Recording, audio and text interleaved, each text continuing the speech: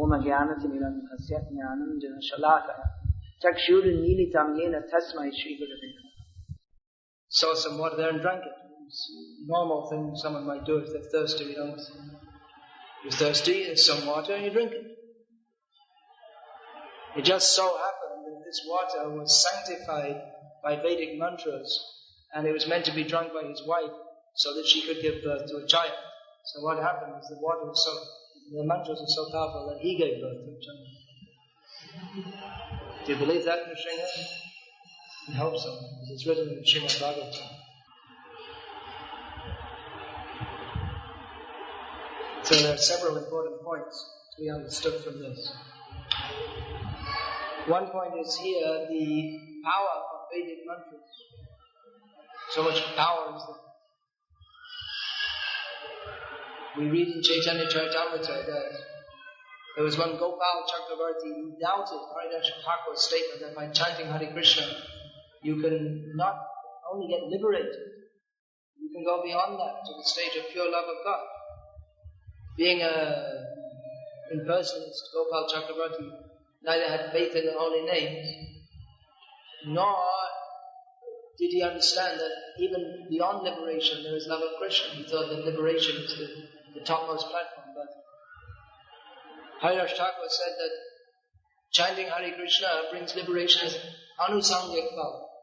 Means it's a byproduct. It happens automatically. But the real result of chanting Hare Krishna is you get love of God, which is far more valuable than liberation. So liberation is very difficult to achieve. It's not such an easy thing. But it can be easily obtained by chanting Hare Krishna. Therefore chanting Hare Krishna is called Mahamantra. It's the most powerful effect. You see in mantras. By mantras, so many things can be done. We see that throughout the Bhagavatam, throughout the Vedic literature, there are descriptions of activities being performed by mantra which we consider to be, we have no experience of it. It's like Nrsimha is looking very surprised. We say that because the Yuvanashva drank the water which was meant to be drunk by his wife so that she would give birth to a child, and he gave birth to a child. So we may doubt this. We don't have any experience. There are so many things mentioned in Bhagavatam, throughout the Vedic literatures, that someone will shoot an arrow, and from that arrow so many snakes will come, or it will produce a huge fireweb, or Durvasa Muni, by taking the hair from his head, throwing it on the ground, a big demon will come. But we don't have experience of this, therefore we tend to doubt it. Therefore, if we are less intelligent, we tend to doubt it. But that was the power of mantra, because Durvasa Muni was a powerful Brahmana. The Brahmanas, they were powerful. Therefore, they can manipulate the material energy by mantra. It's a subtle science. We understand from the Vedic literature that all the material manifestation, of course, everything ultimately comes from Krishna, but it's manifested through the medium of sound. So the Vedic rishis, they were expert in manipulating matter by sound. But to do that, they had to have some Shakti, which came from tapasya. Sometimes we see, even in the modern age, some people, they have power to manipulate the material energy. So, just like there's some Baba, people are very surprised at him, because he can manipulate the material, he has some Shakti. He must have done some pious activities in previous life, definitely not in this life. He's only performing impious activities. Even we see Ashvatthama, who's the son of a Brahmana. He had some pious credits by which he was able to, he was empowered with potency, by which in a very short time he became like a living thunderbolt, like a living tornado or thunderbolt. And within a very short time he killed thousands and thousands of people who were sleeping. So he must have got the power by some austerities or pious activities performed in a previous life. But in this life, he used it to perform very sinful activities. So the point here is that the power that comes from Vedic mantras. Nowadays, people can't do that. Still, people go to Brahmanas and ask for blessings, but the blessings of people who have no wealth of austerities, it's meaningless. A Brahmana, it has no effect. It's said that the wealth of the Brahmanas is austerity. By austerity they gain power. In spiritual life that's also there. If someone performs austerities, he gains power. It's not a mechanical process, but if one dedicates his activities to Krishna, that austerity, he gives up all the results of his activities to Krishna, then he becomes powerful. Often devotees are asking, well, how can we distribute more books? There's no mechanical formula. But you become empowered by Krishna if you surrender and dedicate yourself. That is the austerity. Dedication means to go on in the heat, in the cold, when people are not responding nicely. By that dedication, by that austerity, Krishna gives empowerment. So the Vedic rishis, they had this power. Sometimes people would ask Srila Prabhupada, they would expect he's a yogi from India, so they would expect he had some power. They would ask to see it. If I was to look at my disciples, this is my power, these are my miracles. They would ask Prabhupada, show some miracle. This is my miracle. I converted meat eaters and drunkards and woman hunters to be pure devotees of Krishna, purely living a pure life and dedicating their life to Krishna. So that in that way, Prabhupada is more than any other Vedic rishis, because they can perform some activity which seems wonderful, manipulation of material energy. But Prabhupada has performed an activity which is most wonderful, which is to influence people to become completely uninterested in material energy. So that is his great power. This point could be elaborated more, but another one I'd like to go on to is that you see the king, Yuvanashva, he went into the yajna mandala, the area of the sacrifice, and he drank some water. And as a result, he got an unusual result. So one lesson from this is, when we're in the temple, when we're dealing with Krishna, that which is sacred, we should be very careful. Don't take it lightly. The temple room is a place of Krishna. The whole temple compound is a place of Krishna. So actually the whole universe is Krishna's, but especially this place is specifically designated as the place for worship of Krishna. So everything we should be very careful. You see that they're putting the books on the floor. You shouldn't do that. You may say, well, it's not the floor, it's the mat. But you're putting your feet there. You should be very, very conscious. All these things, how we behave with the devotees, because devotees are also serving Krishna. Bowing down with how we behave in front of the deities, we should be conscious. Sometimes we say devotees just walk in, walk out, and never even look at the deity, or they run in. No, you don't. You're not running in the temple. Walk respectfully. Always remember, this is the place of Krishna. So that we should be very careful in any sacred place, particularly when dealing with Vaishnavas.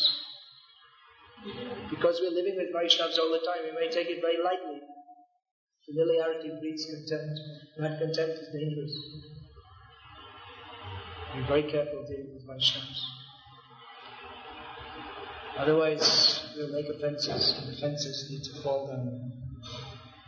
Now, another point here is that it's said that by fate, by the influence of fate, the king drank the water. No one, you see the Brahmins, they sanctified the water on the previous day, and then the next morning they were going to give to the king's wife. So they were all sleeping. They never thought someone will come in the night and drink the water. It wasn't expected, but it happened. So, impelled by fate. Everyone is impelled, but what does fate mean? Fate means the fruition, the coming to fruition of our past activities. If you have killed, you will be killed.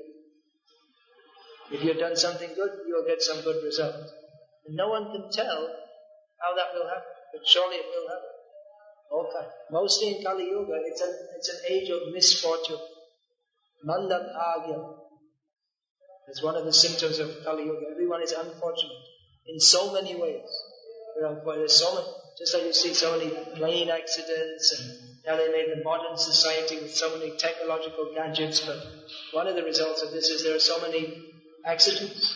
So the electric shocks. It's very common. People die from it. Very common.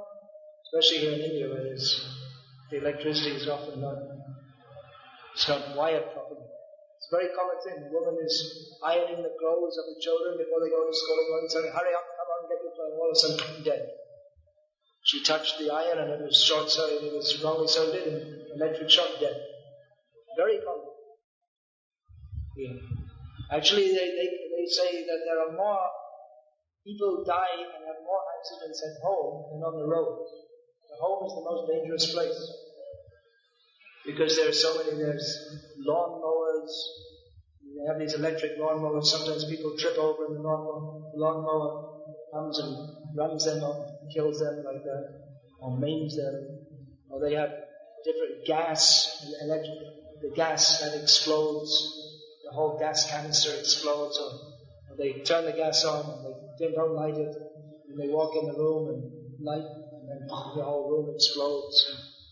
There's so many dangerous things. They fall down the stairs, which is a very, very common thing. So it's very dangerous. Danger at every step. And in Kali Yuga, everyone is mostly bad karma because people are born sin. This is the age in which those who are getting the results of sinful activities, they are born. So there's so much bad karma. Why? What is this bad karma? Means that in a previous life you did something bad. Now you're getting a bad result. And in Kali Yuga, all the people are born like that, with a vicious mentality. So everyone is being vicious to everybody else and giving everybody else their bad karma. That doesn't mean you should go and punch someone in the face and say that, well, you had some bad karma, so here you are. Here it is. You don't worry. You don't have to give it. It will come automatically. That Prahlad Maharaj explains, and Narad Muni also explains that you don't have to endeavor for happiness or distress. No one endeavors for distress, but it comes automatically. So he said that you don't also have to endeavor for happiness, because that will also come automatically. Distress and happiness, that means on the material platform. Material distress it means things like having accidents, having no money, being cold, being too hot. These are different kinds of material distress. And material happiness means having sufficient money, having a nice wife, having prestige, position. These are considered the results of pious activities performed in previous lives. So you will get those results. Of course, it may be that someone has materially happy situation. He has money, nice wife, nice home, position, all these things. And still he's not happy. Just like this king, Yuvanashva, he was not happy. Because karma actually is mixed always. You see, he had wives, kingdom, presumably being Kshatriya. Kshatriyas are generally good looking. So he had good looks, intelligent, but he was unhappy, like Chitraketu also, because he had no son. So karma it's not, you very rarely find someone with purely good karma, at least on this planet, because this planet is a planet where there's mixture. There's more of a mixture of good and bad. The hellish planets, you don't find anyone with good karma. There may be some among the Narakvasis, the residents of hell. One of them is more good looking than the other. So as he's being beaten by the Yamakutas, you say, see, I have a very nice shaped nose, and you don't. You see, I'm better than as he's being beaten. So there may be some difference. It's not everyone's exactly the same. But basically in the hellish planets, it's simply suffering. And in the heavenly planets, it's enjoying. But even there, if you do something wrong, especially if you offend the Brahmanas, you'll get some bad result. We find that Indra, he was enjoying happily in the heavenly planets. Then he offended his guru, Brihaspati, and immediately got the bad result. It happened more than once. One time he had to become a pig. So then they looked around and they found some nice king on the earth who's fit to take up the post of Indra. So they brought in this Nahush. All right, you be Indra temporarily, because we need someone. to be the king. So he also did the same thing. He insulted the Brahmanas. He became puffed up. He thought, I'm so great. And then he insulted them. And he also had to fall down. Immediately, he got up there by good activities and he fell down. He had to become a snake. So, anyway, the point is that generally in Kali Yuga, there's more bad fortune. And it's going to come. It will come to you automatically, especially in Kali Yuga. So much bad luck. Of course, the good luck you can get in Kali Yuga is to take part in the Sankirtan movement. But the point is that we are impelled. It comes to us, even if we don't look for it. Even if you think, I will be very safe. I will hide myself. I'll stay in my home and I won't go out and then I won't have any bad luck. Or often people think, I don't want to mix with anyone because two people, they harass me too much. But then they become completely miserable because they're lonely. There are so many stories you'll find in the Vedic literature that just like Kamsa, he thought that the 8th son of my sister will kill me. So let me kill all the children one by one. And just to make sure, let us kill all the children in the surrounding area. But he couldn't avoid. Krishna killed him. There are so many stories like this, where there's some prediction and they try to circumvent it, but they can't get around it. I was just reading this story of Oedipus, who was, anyway, it's a Greek mythological story. Anyway, it doesn't matter. Just the same thing. He was predicted that he would kill his own father. So his father put him on the edge of a mountain to die, but then he was found and he grew up and he got in a fight later on and he killed his father and other worse things too, which we didn't repeat here. But you cannot avoid your fate. And the same thing we find Yadu dynasty, in other stories that it was predicted that this lump of iron that Samba had hidden, pretending that he was a girl, a pregnant girl, what will this be, male or female? So they predicted this, what you have in your womb, your so-called womb, will cause the destruction of the whole dynasty. So Ugrasen said, grind it up, throw it in the sea. And again it washed in and became, from that, mixed with the reeds, and the reeds became like iron bars. And the Yadu dynasty all killed each other. So you cannot avoid your fate. That will come. You cannot avoid. Fate means that is also a representation of Krishna. Time. Kalos, what Krishna says in Gita. I am time. That is a representation of Krishna. Krishna is, time is one of the impersonal representations of the Supreme Lord, within which all activities in the material world take place. You cannot avoid that. So time, by the influence of time, just sometimes happiness comes, sometimes distress comes, and you can't predict what will happen. Sometimes the situation seems very unfavorable, and then the time the course of your karmic reaction changes and becomes favorable. We have so many stories. Rags to riches. Someone is born in poverty and they become rich. And we have riches to rags stories also. People are born in wealth and they die in poverty. That is the nature of this material world, always changing in the course of time. Kala pravaha. You can't say exactly you can't say what will happen in the future. You may predict. There are so many predictions. A few years ago, there were so many predictions there will be a great atomic war. And now no one's predicting like that anymore because Russia, the Soviet Union fell to pieces. So they were predicting so many wars.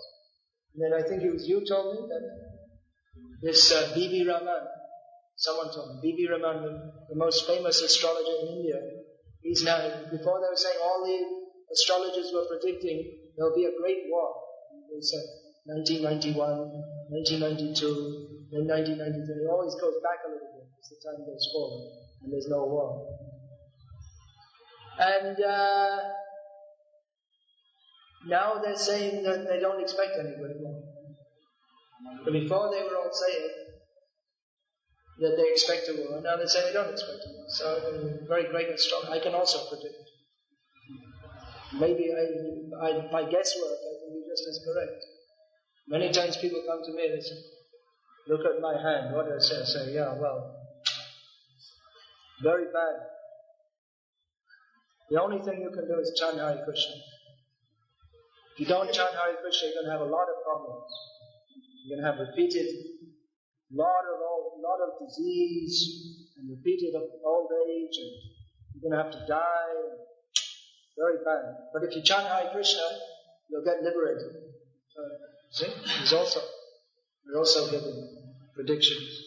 But actually it's very, very difficult to tell. Maybe a good astrologer, he can tell what will happen. But exactly what will happen in the future, even the best astrologer can never tell exactly what will happen. You can't say exactly what will happen. Especially for devotees, because devotees, they come under the control of Krishna. Under the control of Krishna means what is in their fate that may happen, but not in exactly the same way. Just like someone, a devotee, he may cut his thumb. So Prabhupada explained that for a devotee, he's only getting a token reaction of what reaction he was supposed to do. That may mean that he was supposed to be cut up into little pieces. But he's only getting a little. Actually, we have so much karmic reaction going ahead for many, many lives. And in the human life, if we're not Krishna conscious, we're making so much karmic reaction going ahead for many, many lives. At every moment, at every step, we're creating karmic reactions. So we have so much karmic reaction ahead. So a devotee, if any little thing happens, he can understand that actually Krishna is doing it, because the devotee he's under the protection of the divine nature. He's no longer under Mahamaya. He's under Mahamaya, but the external energy is acting on him. Means we're in the world of Mahamaya. But Mahamaya doesn't work on the devotee in the same way as for a non-devotee. Mahamaya then works on the non-devotee to punish, and the idea of that punishment is that he can gradually, if he hears from devotees, he can gradually come to understand that this material life is miserable, I should get out of it. If a devotee who's already heard about Krishna and taken shelter of Krishna, the material energy works in such a way that it is an impetus for him to get free from material life. Otherwise the tendency is to become complacent. That's why we push the devotees, pushing movement from themselves. Push, go out on Sankirtan, work hard, do some service, don't simply relax. Because if you relax, then you'll think, everything is nice, you don't need to endeavor. Then you fall in Maya. If you're busy in Krishna's service, then always keeps the consciousness sharp. If there is hearing and chanting going on side by side. So, Hare Krishna, up, Jarasa, is a side set. Dandavat.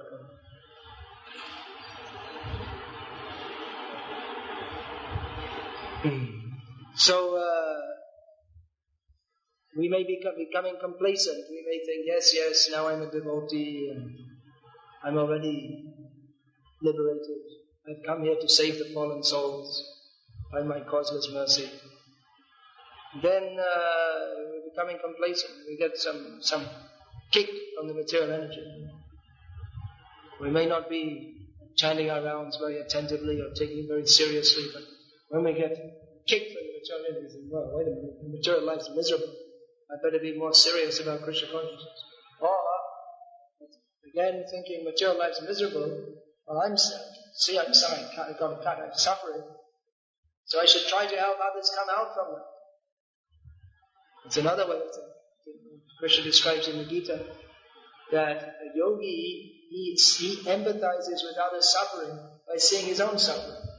But I have to suffer. I'm suffering, I'm feeling this disease and so many bad things. But what about everybody else? They're also suffering. Let me do something to try to help them. So that's how fate works for a devotee. That he may still be getting his karmic reaction, or it may act in a different way, just like he was supposed to get. Maybe if you say, well, How is it I'm getting a little cut? How can you say that's supposed to be, actually that's supposed to be cut up into little pieces? Because everyone gets little cuts here and there. So how can you say I'm supposed to be getting more severe reaction? The point is that your karma rich is extending into millions of lifetimes. That's just you're getting a token in this lifetime. And that also just to impel us forward in Krishna consciousness. So we're getting that whole millions of lifetimes karma, some little representation in this lifetime. That's all. Now, this point that we can't avoid and we can't predict what will happen in future. We can't avoid reactions. So we may think, oh, it's really too bad. You're going to have to suffer so much. But time, the devotee sees Krishna in everything, and everything in Krishna. He sees Krishna also as time. So that may be very hopeful also. It's not that, well, I'm going to just simply have to suffer simple reactions. But so many wonderful things may happen in due course of time also. Just like the Varaha avatar came as a tiny form of a hawk from the nose of Brahma. Then in course of time became very big. Similarly, Matsya avatar. When the Satyavrata Muni, he was, when people go to the river, they take the water and offer like this while they're taking their bath. Take some water out, say some money and offer again. Offering Ganga to Ganga. So when he went like this, he found a fish. And the fish started talking to him. It's not very common. Fish started talking. He said, please protect me, otherwise the big fish will eat me. All right, I'll take you home. But then he took the fish home, put it in a little tank, and then the fish became bigger. This is too small. So okay, I'll take you to a pond. It became as big as take you to a lake. It just became bigger and bigger and bigger. So he couldn't predict that the little fish would become so big that he could only swim in the great ocean. How it's described, he's some 1,000,000 yojanas long or something. It's another thing from the Srimati which surprised him. It's immensely long. So you can't predict. When Prabhupada went to the Western countries, who could predict? No one could predict. Although nowadays we find people in India who said, actually it was me who sent your guru to the West. I told him. We find several people like this. It was my idea. It was Bhakti Siddhanta Saraswati Thakur's idea. And no one sympathized with Prabhupada. They thought he's a fanciful old man or something. No one could predict. You see, he's just Abhay Babu. Some nice devotee coming to the mat, plays nice bhajans, can speak, he knows the philosophy nicely. There may have been so many people like that. And no one could predict. You see, there are so many sannyasis in Gauriya Math. Some of them were preaching quite widely. None of them thought to go to the West. And he didn't have a lifetime with Saraswati Thakur. He just saw him a few times. And he wants to go to the West to preach. No one took him seriously. And even when he went to the West, you see, people saw him small. See, Americans are all big people, like Balabhaja. Not all of them. Many of them. They're big. And Prabhupada actually very short. Walking in a long coat in New York. And no one could imagine. Even the devotees who joined him, they couldn't imagine what happened in the future. You see, Prabhupada was in New York preaching, and he had a few followers around him. And then all of a sudden he went to San Francisco. And afterwards Brahmananda, one of the first devotees, he said, we never thought that this would go beyond the lower. We thought this little storefront, that was it. That is the Hare Krishna movement. We never thought it would go in this storefront is there in the Lower East Side, one area of New York. The hip people know about it. And that is the Hare Krishna movement. That's, Swami, Bhakti Vedanta. That's it, it's far out. Everything there was far out. So that it was far out, but it wasn't far out in the Lower East Side. That was it. And then he went to San Francisco. What's going on? What's he going to do in San Francisco? Hare Krishna movement is here. What's he going to do there? They had no idea how it could spread all over the world. And I must admit that I myself, I've been in preaching situations which are very, very difficult. And we're going on week after week, month after month, and no sign of it, much progress. And thinking, what's the use? But in course of time, just by going on, preaching, distributing books, even if it doesn't seem like anything's changing or anyone's becoming people. When I was first here in India, there was very few Indian people who were actually joining our movement as full-time devotees. There were some, but not many. Very few. Now so many are coming. We couldn't have, you see in those days, there were very few temples of ISKCON in India also. All of South India, there was nothing. Then the Hyderabad temple came. Otherwise there was nothing. So we couldn't imagine. Russia, I remember I was in Russia, I went there in 1986. And I was thinking maybe there'll be a big war or something and then Russia will open up, or maybe after 50 years the political situation will change. But just a few years later everything changed and the whole situation opened up. Now there's thousands and thousands of devotees. No one could imagine at the time. So time, the representation of Krishna, you can't imagine how it will work. Krishna has his own way of working. The Pandavas, they were in the forest. Duryodhana had smashed them. They were finished to all appearances. They were the emperor. They had, everything had been taken away from them. Their kingdom, they'd been shamed, insulted, they had no followers. Duryodhana had won. He had cheated, whatever way he had taken over the position, they were finished. They were just wandering in the forest. And if in the 13th year they were to be found, then again, back 12 years, because Duryodhana thought that definitely within 1 year, the Pandavas, they're such prominent people. Even if you look at them, they're so bright and lustrous, and just by looking at them you can tell they're very special people. So with all he's the emperor, with all his spies, he's surely going to find the Pandavas within 1 year. If they're found out in 1 day, in 1 year, then again back to the forest for 12 years. So their position was they were smashed. Absolutely. From the external point of view, they were absolutely think Duryodhana was on top. He was the emperor and there was nothing that was going to change them. But the Pandavas, there was another factor at play, which is that they were devotees of Krishna. And Krishna wanted them to be victorious. Yatra Yogeshwara Krishna, Yatra Partha Dhanadhara, Tatra Shriya Vijayo Bhutir Dhruva Nitya Matya Mama. This is what Sanjay told Dhritarashtra. Now the preparations for the war are there.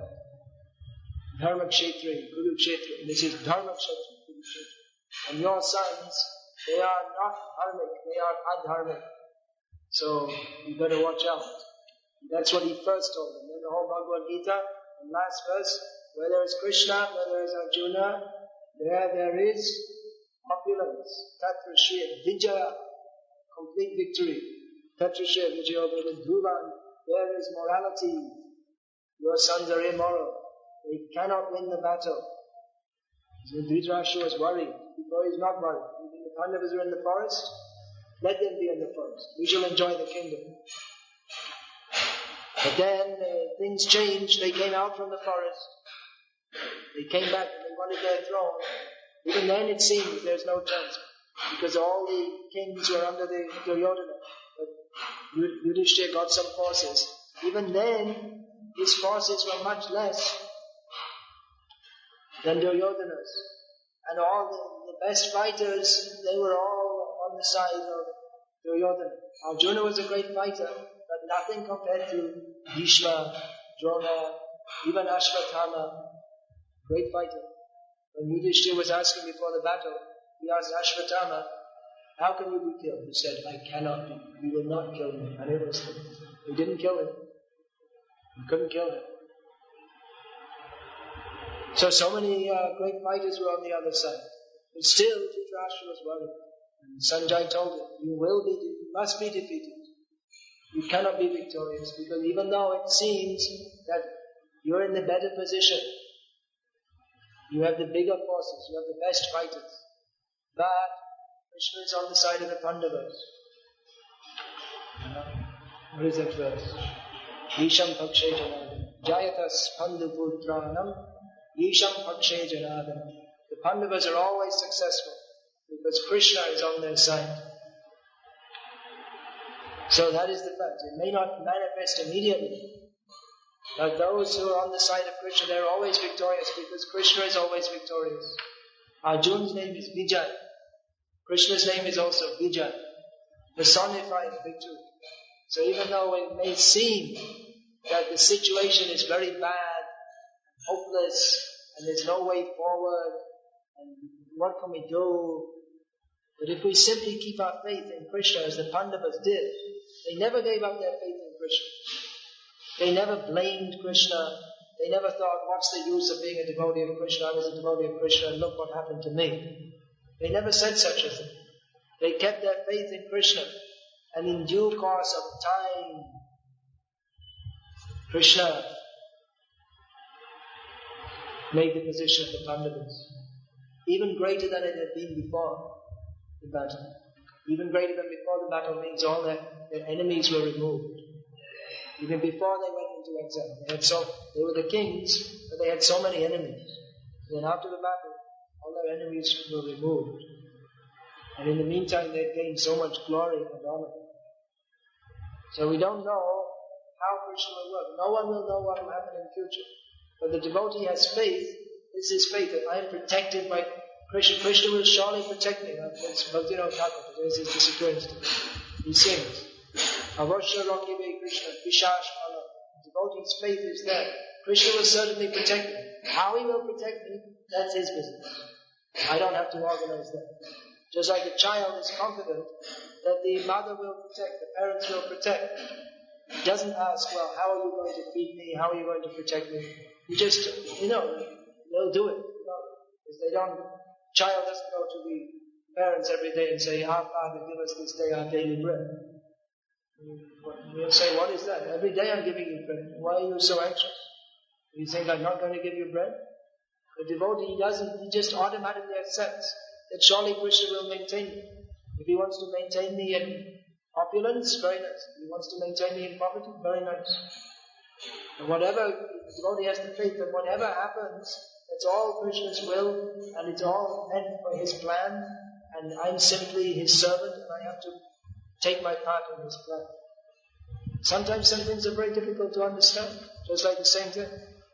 The Pandavas, it must have been very difficult for them to understand why Krishna, he was there personally present, why he treated them in such a bad way, why should that happen?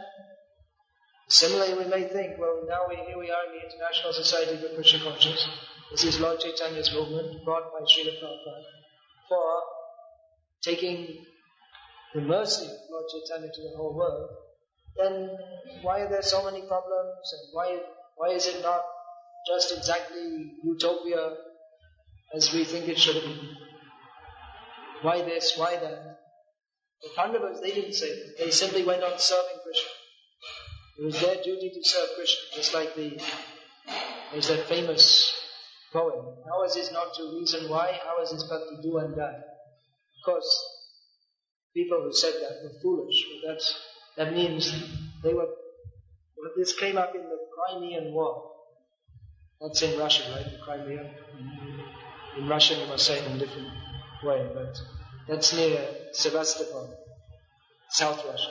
So the British were there, and they had all their troops, cavalry, and there were two hills, and on the hills were the enemies, and I think they're Turks, and at the other side, in between the hills, at the end of the valley, was an enemy also.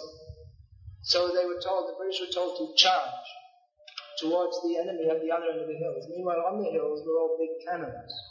So anyone, you don't have to study military science to understand that if you charge between two hills in which there are cannons, you're not going to reach the other side. You're going to be shot dead. You're going to be blasted to pieces before you reach the other side. But this poem celebrating the war heroes came out, beginning that ours is not to reason why, ours is but to do and die. The officer ordered us to charge. Wait a minute, there's cannons there, okay. Ours is not to reason why, ours is but to do and done. So they all died. Maybe 3 people came back to tell the story. So a devotee, of course, a devotee is not simply foolish. He's not simply a complete idiot. That he just... Actually, there's a story like that also, that Bhakti Saraswati Thakur, one of his disciples, they were driving up to Darjeeling, which is a mountainous area. So when they stopped the car once, and they were at the side of the road, if you've driven also up to the Himalayas, you get out of the bus, and you just look ahead 1 meter, and you look down, and it's quite a long drop. 1,000 meters or more down to the next stopping place. So, Bhakti Saraswati Thakur said that, if I tell you to jump, will you jump? He said, yes. Why? He said, I know if you order me to jump, then you will also protect me. So that's the faith of the devotee. Of course, the devotee is not foolish. He uses his intelligence also. Krishna gives him how to act. But his basic faith is there. That we simply have to serve Krishna, and Krishna will look after us. Ours is not to reason why. Ours is but to do and not die, but live forever, go back to Godhead. The materialist, that's a fact. He simply acts his life and he dies. The devotee acts his life in the service of Krishna. He knows that whatever happens, even if everything is miserable, I have to serve Krishna. And at the end, I'll go back to him. Krishna will protect me. He may take me back to Godhead. He may not. But anyway, he'll look after me. And even if it's Krishna's will that I won't go back to Godhead now, or I have to suffer in so many ways, the devotee, he's ready to accept that. And because of that move, Krishna takes him back to Godhead. Because he has that move. Tateinu kampansu samikshamano Runjana vivaka kitam vivakam Vidvaka vivevidatandamaste jivetayo muktivedesatayam. Daya.